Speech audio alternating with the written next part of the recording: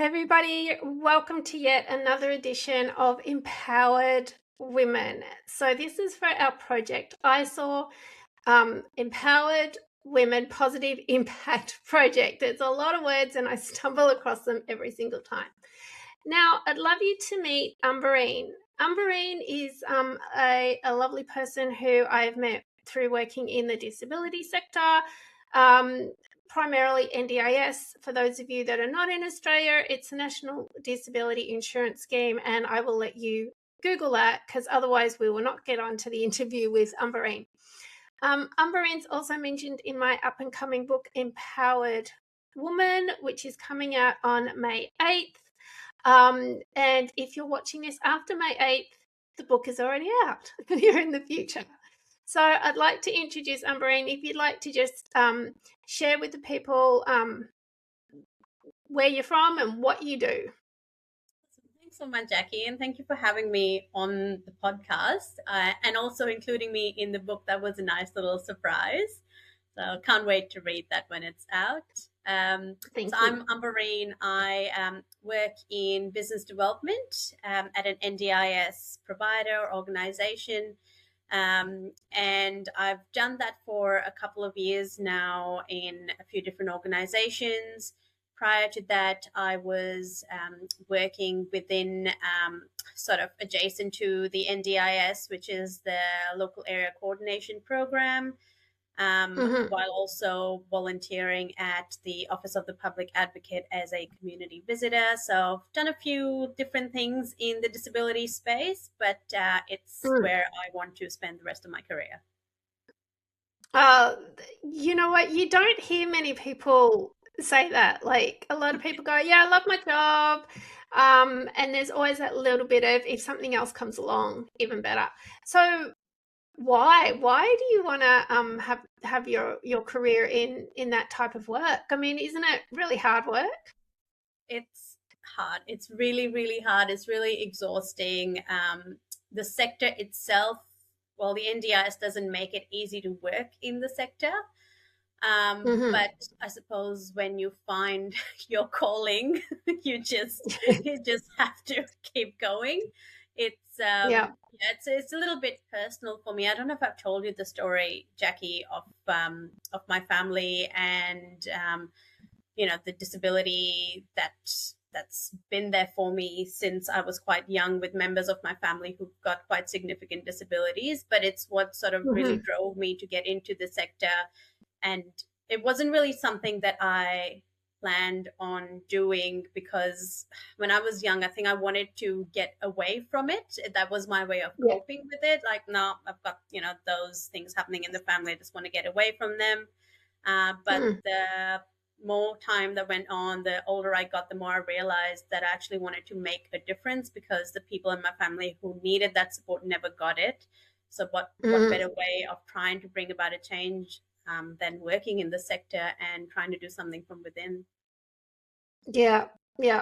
I love that. And when I was writing aspects of the book, and I knew I wanted to include 12 women that I saw as being empowered, and when your name popped up, one of the reasons that I chose you was because of your heart and soul, and the way you approach things with people, that you come from it from a non-judgmental perspective. And I think that one of the biggest things that a lot of people that have a disability of some description, doesn't kind of matter what it is, a lot of it is they're facing judgment, and sometimes that judgment is of themselves, and sometimes it's a judgment from other people that they now see as themselves or their identity. So yeah, you're a very amazing person, the way you're so inclusive, but also have that passion as well.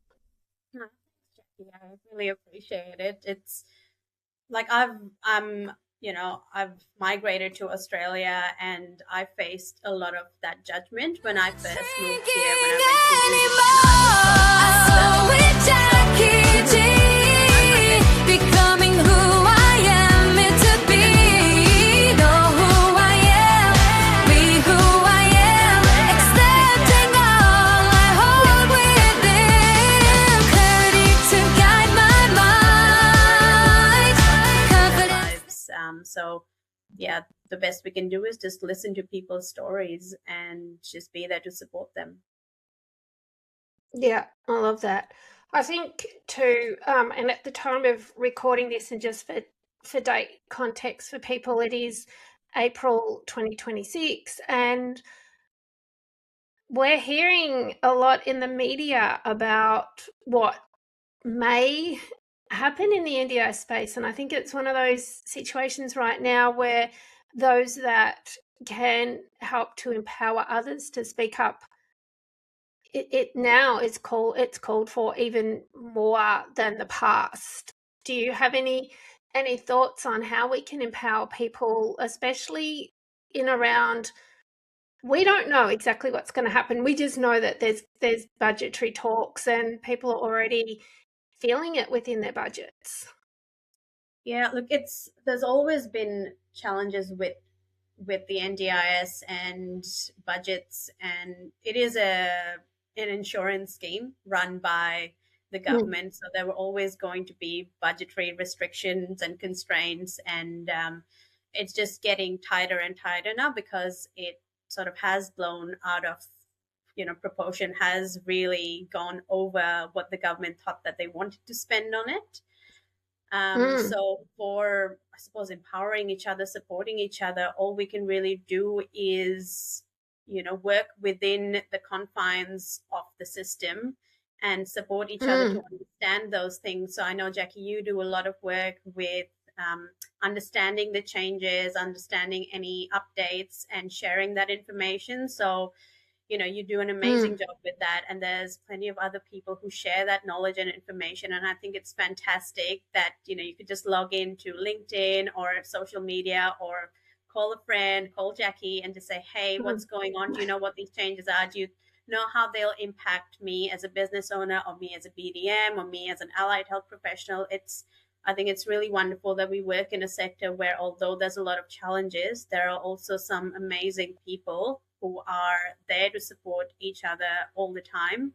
And I think it's Mm, especially when it comes to sole traders and independents who may not have large teams of people who can keep on top of those changes, having supports in the community and in the networks, I think is so, so vital. So we need to just keep doing mm. that. We can't work in silos.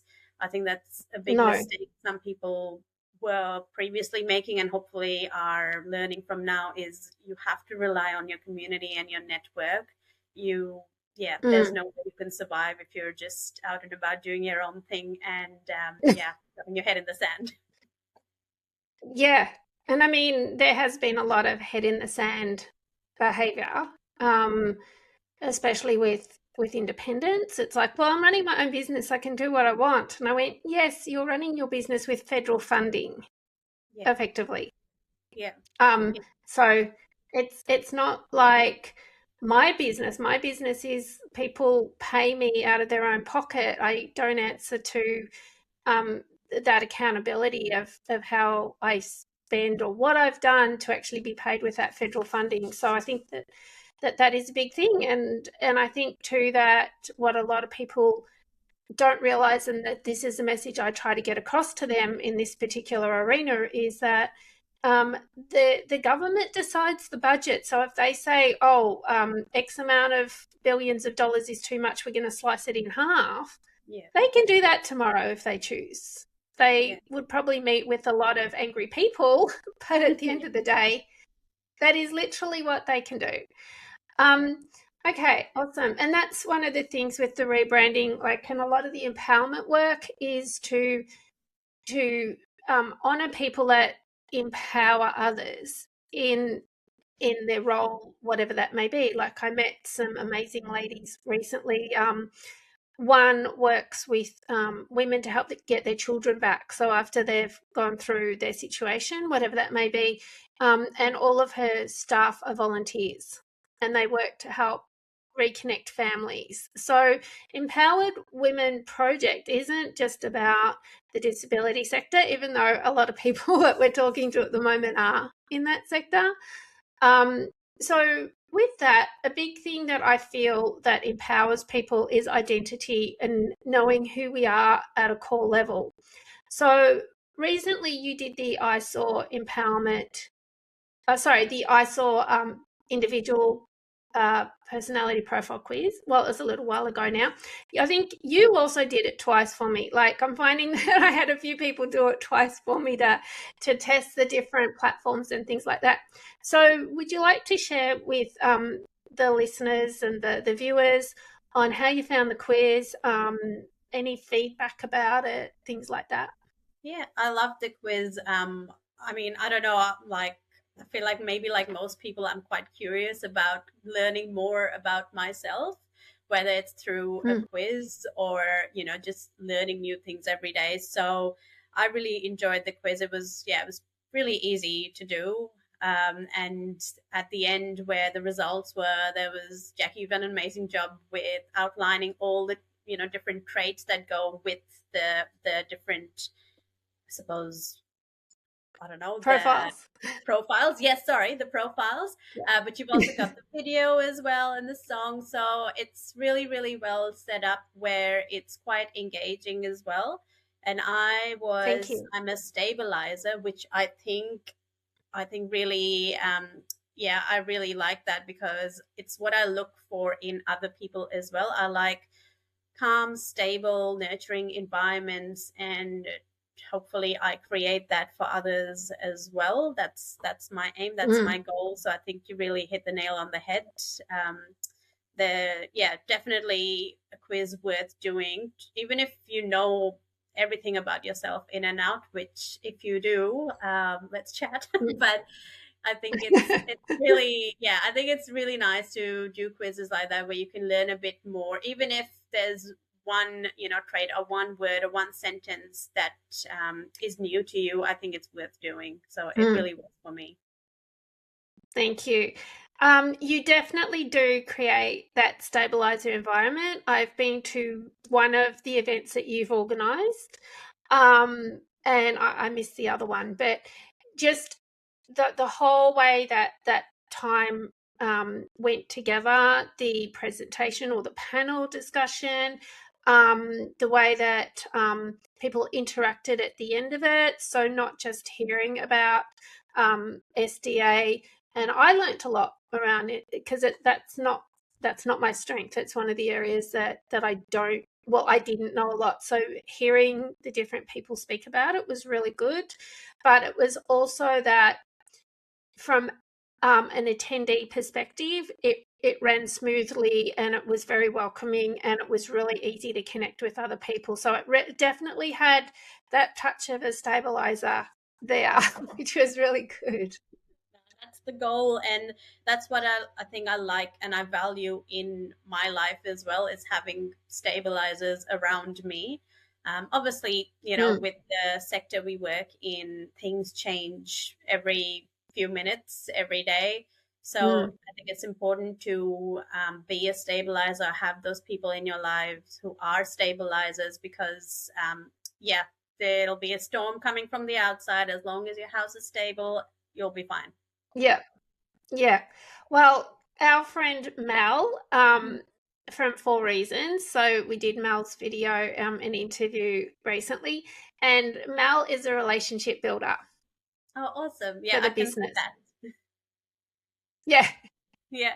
Like, this is what I love about the quiz is that, and thank you for saying this, that even if you feel you know everything about yourself, sometimes we do know all that we want to know about ourselves or all that we are aware of, but we sometimes forget things. Yeah. Like, so I'm very much an innovator in both business and personal, and so that's where my creativity comes in, and where I'm always like looking ahead and how can we work these things out. And sometimes I until I put all this together properly, I was like, oh, why don't people just get that why aren't they listening to me? Because I can see the potholes that are coming, or I can see this in a bigger scope. Why don't they get it? And when I sat down and I developed this initially over 10 years ago, and it was all part of my journey to really understand myself, but then other people, because I've done some courses in behavioral profiling as well, and I really wanted to understand other people a lot more. So we're going to do some events in the future for take people to the next level, which is getting their unique success code.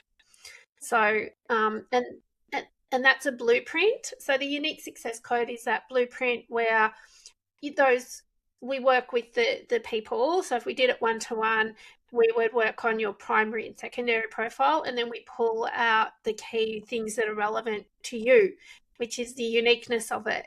So it's your blueprint. No two blueprints are ever the same, ever. I've done quite a few. I presented to 150 people in a business. They started just wanting the profile and health and well-being focus, and then they asked me to do the unique success code as a group thing. So I'm like, I want to do it, but now I've got to do it. And I then asked them for feedback. And the way we did the group setting is different to one-to-one. And I said to them, if you one of the questions in the feedback was, if you found this of no value, tick this box. And because it was anonymous feedback, it gives you permission to say this was a waste of time, which I kind of wanted the feedback of what people wanted. I didn't get one person say it was a waste of time. And I was like, isn't that great that people know themselves but are willing to still be open to learning more or connecting with it at a different level? So that's all about empowerment. Your organization, like as an employee at an organization, if your organization is getting you to do workshops and team building exercises and these kinds of things, a lot of the time they can feel like a waste of time. Obviously there is a purpose to them, but a lot of the time it feels like maybe it's just a tick box exercise. So the fact that those people didn't tick that box, something there. And people inherently, I think, are curious and they want to know more about themselves and learn more about themselves. And I think it'd be great for people to take the quiz. Yeah, I'm going to be working with more businesses on that as part of that team building. But I did get their senior manager and someone from their HR department, because it was such a big organisation, to say the survey at the end of it is confidential, so you don't put your name to it, and it's going to Jacqui. It's not coming to us. It's actually going straight to Jacqui because she wants the feedback on what she's done. And that's where it was giving people permission to be completely honest. And plus, there was no name to it, right? Like there was literally, we just went with the number. How many people actually completed it? 150 people completed it. Okay, so that was really good. So it's all about empowerment, and knowledge is part of empowerment. So definitely. Thank you for all that. So so we've discussed that little bit of uncertainty for the disability sector. I think as a world right now there is a lot of uncertainty, and I think one of the biggest things that we often come back to in an uncertain time is what makes us feel safe.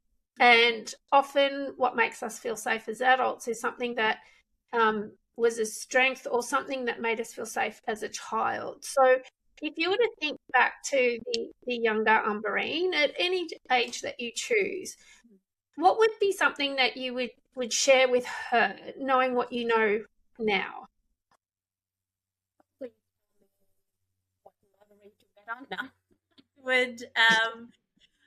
I think I'd just tell myself that it will be okay and to slow down.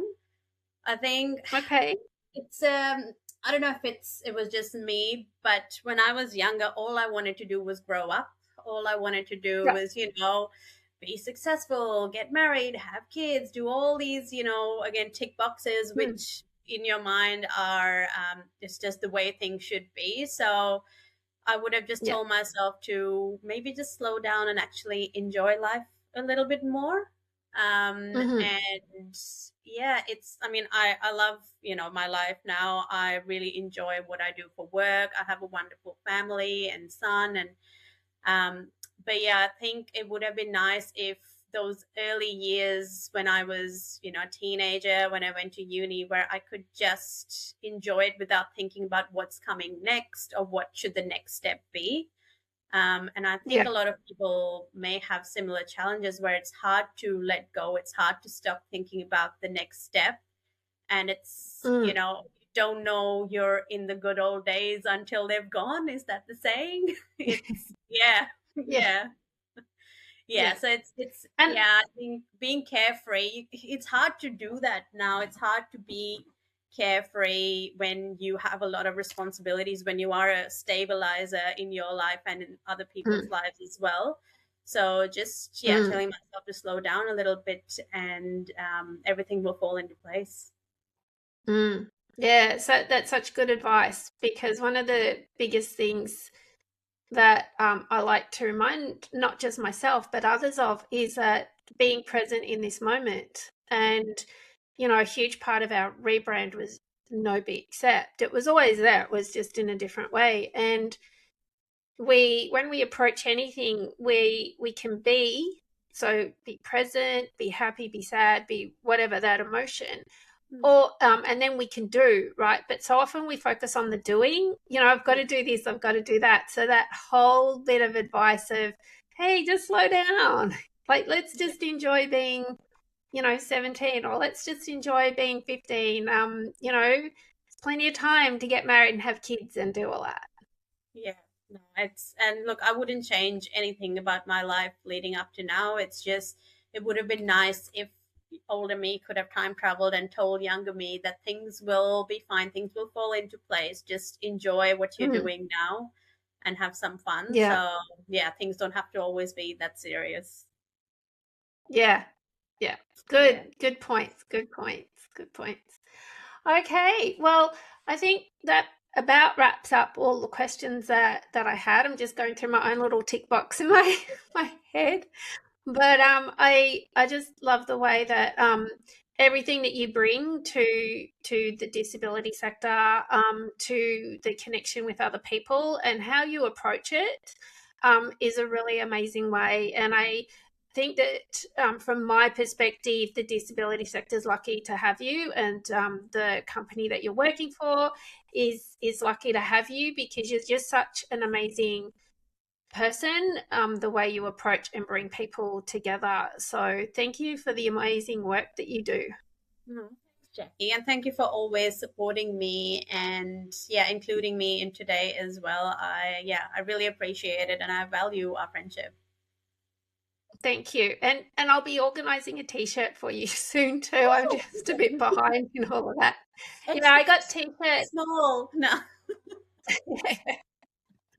Yeah, I'll talk to you about that soon. Yeah, But sure. yeah, no, it's great to connect. So we'll finish off here, but thank you again. And this will be up on YouTube, and then we'll have hopefully the audio on Spotify over the next few days. So thanks, Umberine. Thanks, Jackie. Shrinking